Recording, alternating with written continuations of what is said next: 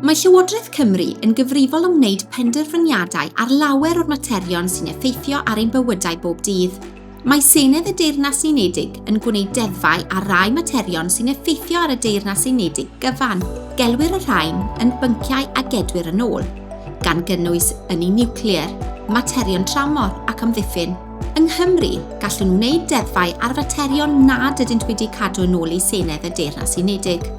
Mae Llywodraeth Cymru yn cynnig syniadau ar gyfer cyfreithiau ac yn gwneud penderfyniadau ar sut i wario tua 26 biliwn o bunnoedd y flwyddyn ar faterion fel addysg, gofal iechyd, yr amgylchedd, diwylliant ac iaith a thrafnidiaeth. Gwaith aelodau eraill o'r Senedd yw ystyried, trafod a phleidleisio ar y deddfau a gynigir, a'r arian a gaiff ei wario gan Lywodraeth Cymru, a gwneud awgrymiadau ar gamau y dylid eu cymryd i wneud Cymru yn lle gwell i fyw a gweithio ynddo.